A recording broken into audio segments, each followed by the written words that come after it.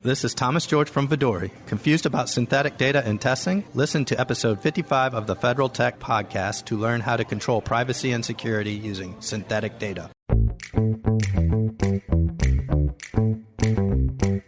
Welcome to the Federal Tech Podcast, where industry leaders share insights on innovation with a focus on reducing cost and improving security for federal technology. If you like the Federal Tech Podcast, please support us by giving us a rating and review on Apple Podcasts. Welcome to the Federal Tech Podcast. My name is John Gilroy, and I will be your moderator. The title for today's episode is Modern Databases, Feds, and Flexibility. What a great topic. This is really important for most of our listeners. Our guest is Brent Leach. He's the Area Vice President, Public Sector for a company called MongoDB. Brent, how are you? Just fine. Thanks for having me, John. You're not compulsive and sick in the head like I am, because I have this long radio background. I have to spell out the company, let people know how to find it. So it's M as in Mary, MONGO, D as in dog, B as in boy.com. MongoDB.com. So the mystery is, what the heck's Mongo? What does this all mean? Any of MongoDB? Is this a mix and match phrases, or what does it mean? Mongo itself, it comes from humongous, is what the origination of that term is, because it's making a humongous impact on how software is developed. Good. Humongous. So when I think of databases, I can remember years ago, back when you were in grade school, something called FileMaker Pro. And then Microsoft got in the market, and there were like 5,000 databases. There's the Brent database, the John database, the Ben database, everyone had a database. And then a few kind of, Oracle came up to the top, And then there was another kind of distribution or something. So maybe you can give us, from your learned background, maybe a thumbnail sketch of databases and where MongoDB fits in this whole hierarchy. Sure, absolutely. So most of our listeners here recognize Oracle and the relational databases such as SQL and maybe even Sybase if they're my age or older. They remember those as the most impactful databases, especially coming up through the 80s, 90s. And the reason that relational databases were built the way that they were and still are is that storage was really at a premium. It was really expensive to have storage, so you had to really maximize your use of that storage. Right? You want to make your organization as efficient as possible. So what they do is they take apart all of the data that's being put into your database, and they store it in a more efficient manner. Think if you had a parking garage, how many more cars you could fit in the parking garage if you disassembled every car as soon as it came in, put all the hubcaps on one side, put all the steering wheels in another area. You could really pack it full of a lot more vehicles than you could if you just pulled a car in, right, and kept it as its own object. That makes sense? Yep. Those are the relational databases. As time has progressed, we found that storage is way less expensive comparatively than it used to be, and it's easier to store things as an entire object. That's where the document data model came, and that's it's a lot faster for ingest as well as the read. If you read the entire object, you don't have to go look on multiple tables and things. I hope that answered the question. Yeah, I think people have a general idea of what a relational database is, and it sometimes it gets kind of more difficult to understand your type of database. I guess the way to define it is in a negative. It's not a SQL database. Is it NoSQL? Is that one category for it? It's NoSQL doesn't mean not SQL. It means not only SQL. Oh, right. So the way that we store our data. If you think of relational, it looks like an Excel spreadsheet, maybe on steroids. You've got lots of rows, columns, tables. We look more like a Word document. And we do have indexing to allow quick searching, but the objects are kept together. So that means that if it's not necessarily schemaless. It does have a schema, but it's a lot more flexible of a schema than a rigid relational database. You don't have to have all of your data types defined before your project starts. You don't have to have all of your tables and everything figured out, because that's not how software development is done any longer. It's much more of an iterative process. And then suddenly you realize you need to collect or store a different type of data or more than you expected, and you need to make changes. That's hard to do in a relational database system, whereas in a NoSQL database system with a flexible schema, you can make changes on the fly. Just to share how old-fashioned I am, my wife and I used to go to San Francisco and drive around town and visit places, go down to Salinas and Monterey and across the bridge. A lot of fun. And I always saw those Oracle buildings. I was, wow, these are huge. It was like tons of money. I mean, and so that's my image of a database company. But then I hear a company like yours, it's very flexible. It's very loose. It's developer friendly rather than, some dictators. And so it just seems like it's a database or a system that's more adaptable to our world of sensors and the ocean, sensors on railroad tracks, sensors and satellites, sensors on your phone. I mean, it's just, there's not a whole lot of structure to our world we live in now, is there? No, to be clear, those buildings are still there. Yeah. The big Oracle signs are still on those buildings. And Oracle definitely is the largest player in the market. But what we are finding is there is a greater need for this flexible schema because we are, to your point, instrumenting everything. Your refrigerator is now instrumented and is collecting data. When any device you have, look at your cell phone. When these relational databases were developed 50 years ago, there was, a cell phone wasn't even across anybody's mind. It wasn't even in its infancy. It was before that. So when you think about the applicability for the traditional legacy databases and the way that we store data and how we use data now, it's incredibly different. With these applications that are being put on for the cell phone, for example, with how much information is coming in from all the various different instrumentations, and they want to make use of this data in a quick, efficient manner, there's no other way to do it other than a flexible schema database. It's really just insurmountable otherwise. My wife tells me that I see black and white and I don't see gray and subtleties and variations and everything else. And so I'm going to black and white this. So from the perspective of a federal information technology professional trying to figure out what tools to use, it's only one way or the other, or it has to be, shop's got to be all, or is it be all one way, or is there a blend, or is this a matter of really looking at what the objectives are and seeing what the best tool is? Where does Mongo fit in this whole tool evaluation process? So I would argue that we are probably the best all-purpose database out there for most applications. And I don't just mean software applications. I mean applicability of databases. There's a lot of legacy things that are out there that are never going to come off of the relational system. They are very static. They are very, very defined on the data that is coming in and out. And those systems are already set up. I would argue that those are poor choices to try to migrate away from, because the system's working. It's as efficient as it's going to be, and we're not changing that system very, very much. Think of some of your older legacy software applications that have been around for decades. Any new development, I would very, very much recommend not going relational, just for the simple fact of the flexibility. You don't know what's going to change. Our world changes at a spectacular rate now as compared to even 10 or 20 years ago.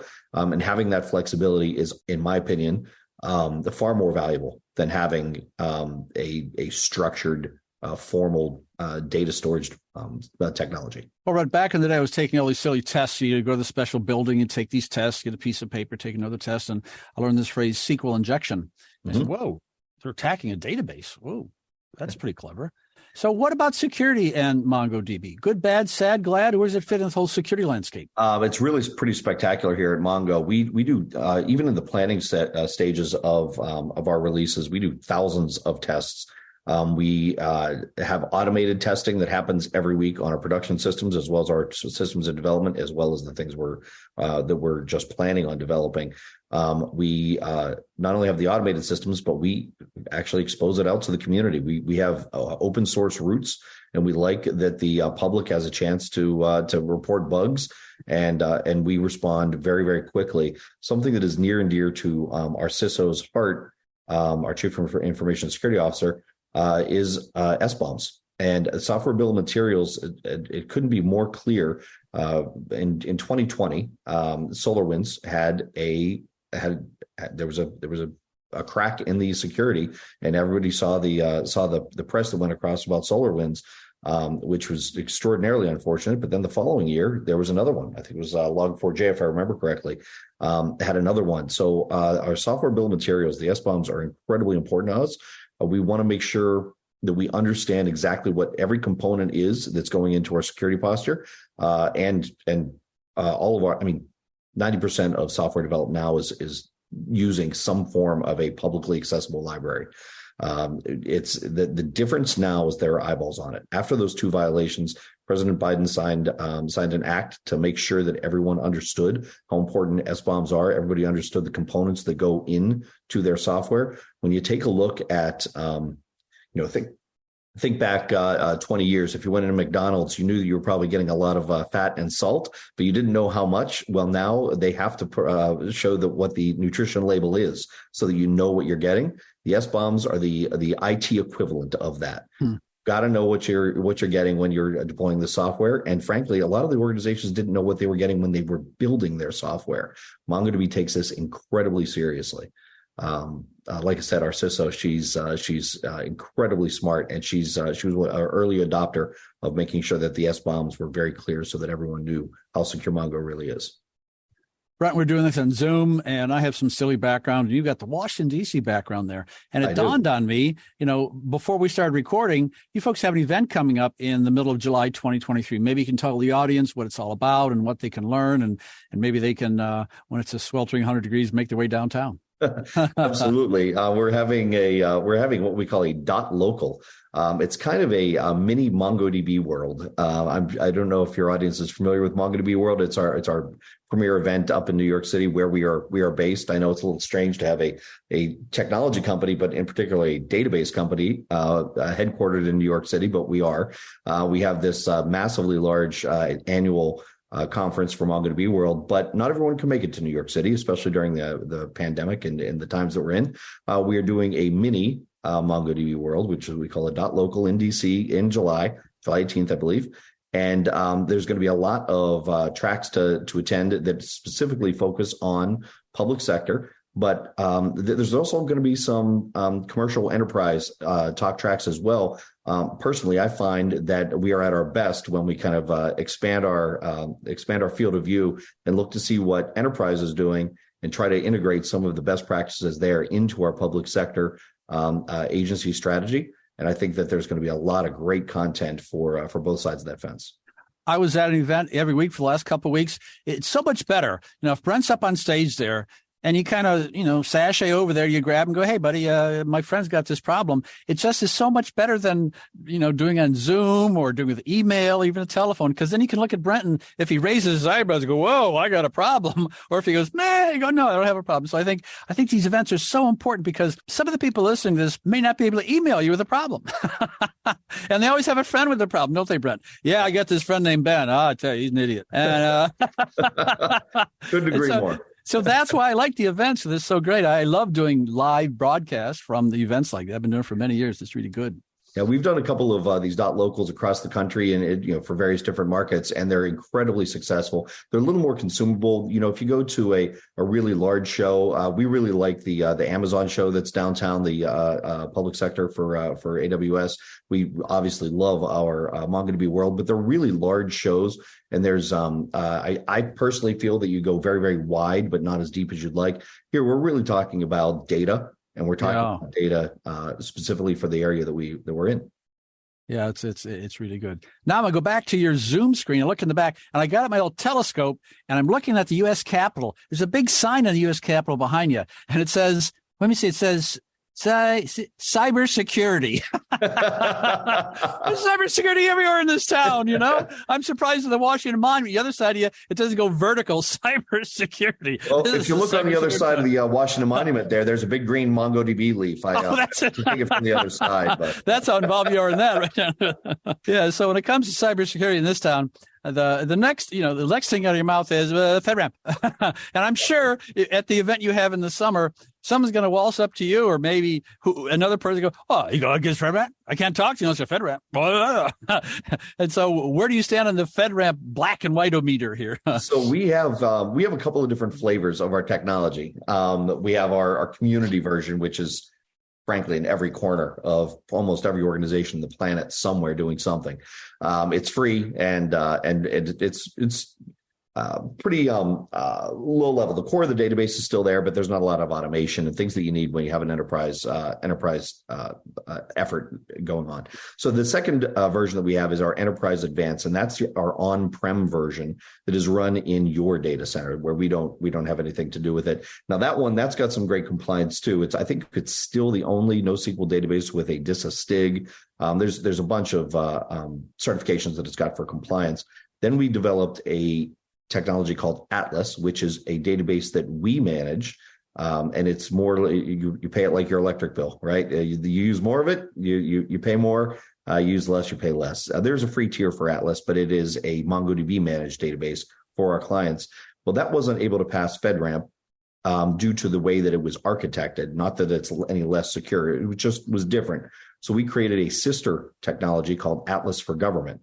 It is, again, database as a service. It works absolutely beautifully. It is tested just like and developed by the same folks that develop Atlas, which is rapidly becoming our flagship product here. The great news is that Atlas for Government is FedRAMP moderate as of last month, which is outstanding news for us. That's a big deal. Yeah. Better have that all over the place at that trade show. Like it will be. Maybe everywhere. You should put it in the nation's capital. We really should. We've been shouting from the rooftops. But there are only so much of us able to shout. We can't shout so loudly. Yeah. It is absolutely a massive needle mover, not just for us, but for our clients, being able to relieve themselves of the duty of having to manage their own databases. It is a massive cost that they can just shed off and just hand to Mongo and pay pennies on the dollar versus what it's costing them to manage their own. Well, true confession here, Brent. I come from a blue collar background, very humble background, and back when I was a young man, I used to say that work is the curse of the drinking class. But I would take it and flip that around now that I'm an old geezer here. I want to say that compliance is the curse of the technology class in this town. I mean, if you ever want to, put a damper on a party, hey, I'm Brent, let's talk about compliance. You'll get every person in the room to leave. I tell you something, Hey, that's a tip for you this Christmas if you want to clear out your house. Hey, let's talk compliance. Yeah, I got them out of here, honey. We can go to bed now. I couldn't agree more. Coming from a similar background, I'm a Pittsburgh guy. Dad was a steel worker, so I know exactly what you're talking about there. Yeah. But compliance is very, very important to us. I mean, even Atlas for Government, it was built with high in mind, not just FedRAMP moderate. Now, we are not FedRAMP high yet, but it was built with high in mind, and it aligns with the Criminal Justice Information Services, the CJIS. As I mentioned, a STIG for EA. We're very compliance and security minded. It is the only thing that makes us for sure an option for our clients. As soon as we have hopefully we never do, have a violation, have a security breach, that just erodes our availability to our clients. Our clients would have to drop us if we didn't take security and compliance as seriously as we do. But I have to agree with you. If you bring up compliance, those doors better be locked. The audience will flee. Yeah. Well, let's talk about Pittsburgh, big guy. There's a little train that derailed there. And as we're learning, there's sensors all over those tracks. I think there's sensors in many places. We talked about this earlier. And so what advantage, what is a differentiator that MongoDB can bring when you're dealing with all kinds of different diverse sensors, everything from, railroad tracks in the sky, moving, stationary. So what advantage does Mongo give for maybe a listener here who's thinking of doing something new or something creative? Sure, absolutely. The way that we're instrumenting things, it's not just things that are static. We're finding that more and more things are being instrumented that move. The IoT and having to work on 5G networks have really kind of changed the game on the demand for being able to move and store and examine and use data effectively. Right, so. I'm sure that there were a ton of sensors on those tracks, and I'm sure there are tons of sensors. There are tons of sensors on the airplane. There are tons of sensors on, even our highway systems. Think about all of your easy passes and things like that. Everything is getting instrumented. If you have a smart stadium full of fans, that's a massive amount of data. 5G enabled billboards, massive amounts of data. Fleet management, massive amounts of data. And even your workforces. I don't know if you've got a package delivery lately, but that's all wirelessly connected. to the mothership, and they instrument everything, even the Amazon delivery trucks. They've instrumented when the seatbelt is buckled, right? Absolutely everything. Then you start looking into facial recognition software, and it just spirals. So when you have something like those tracks being implemented, ideally we should be able to avert some disaster by making sure that things are instrumented properly and red flags are thrown in a very expeditious manner back to the appropriate application, so that warnings can be addressed. But a lot of those systems aren't built yet. I know that everyone has a great idea on how to use this data more effectively, and you're not going to be able to use this data effectively unless you have a system that can handle that volume of data, the speed in which it needs to be ingested as well as read, and then the applications need to be able to move very quickly and developed extraordinarily fast because everything is changing so quickly. I was doing research on your company this morning, and is it open source? I'm not sure. I don't know if I came on that. Yeah, so our community version is open source. No, I see. Okay. We own the IP, but it is open source. Everybody thinks that Mongo is free. It is the community version is free as self-managed, and there is a free tier of that database on demand. However, we do charge for the enterprise features. If you want to make sure that you are compliant, that you do have the more advanced security settings, things like that, we do charge for that. We do have to stay in business. We have to pay all of these incredibly smart engineers to be able to develop this software. So we have to, sadly, we do have to charge for such an incredible technology. Well, what's not sad is the community itself, because I have found out that many times if I want to take advantage of free software, I'm not going to have Brent on the other line answering the phone at 24 hours a day.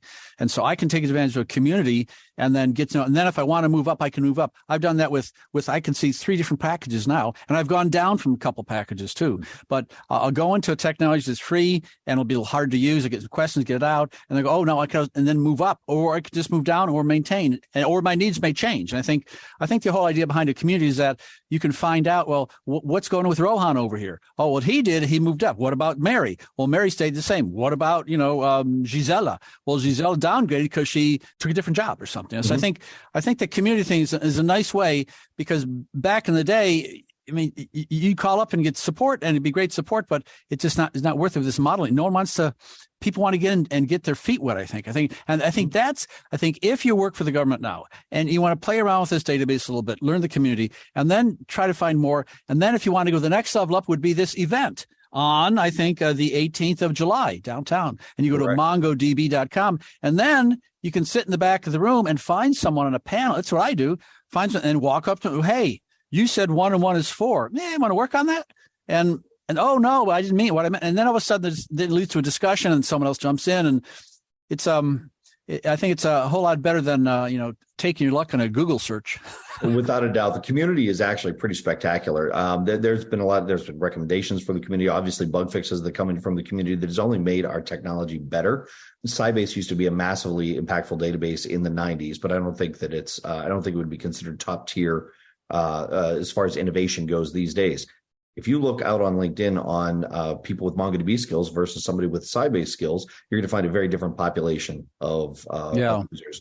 MongoDB was actually part of the curriculum. I think in India, it's part of standard curriculum for students. If you're going an IT route, MongoDB is part of the curriculum there.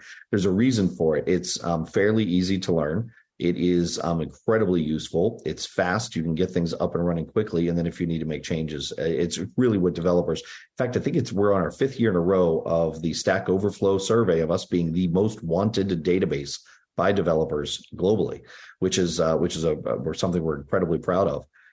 Being wanted by developers is the first step of making an impact at these organizations.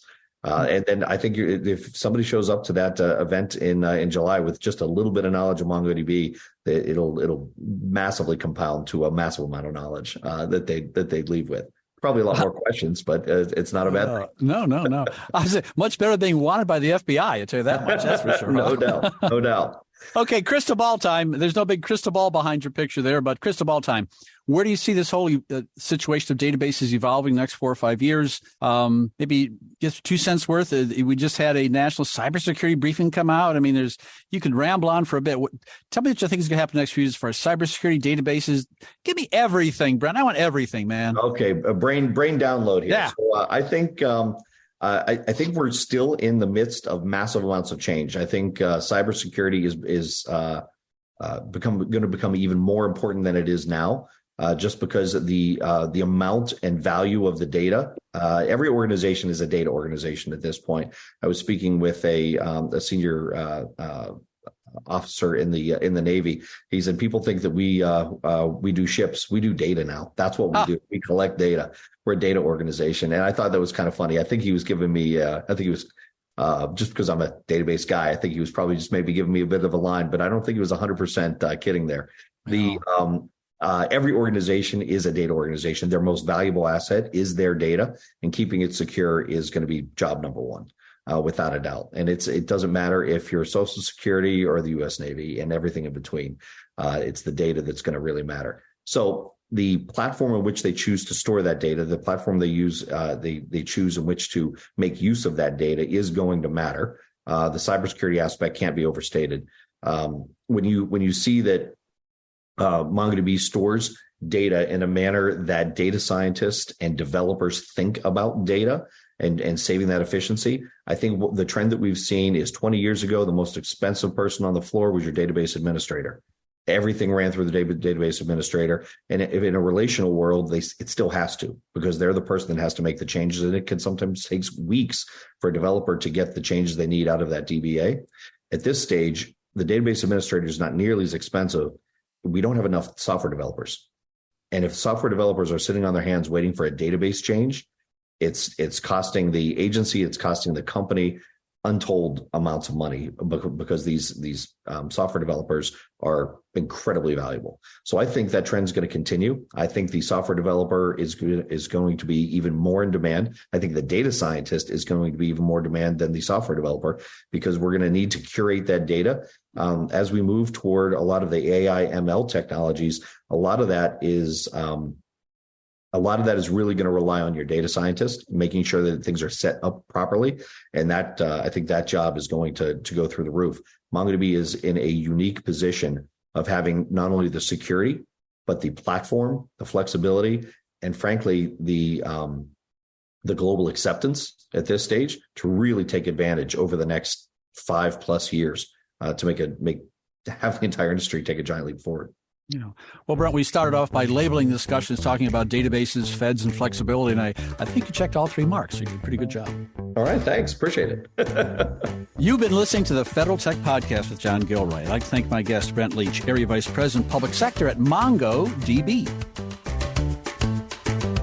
Thanks for listening to the Federal Tech Podcast. If you like the Federal Tech Podcast, please support us by giving us a rating and review on Apple Podcasts.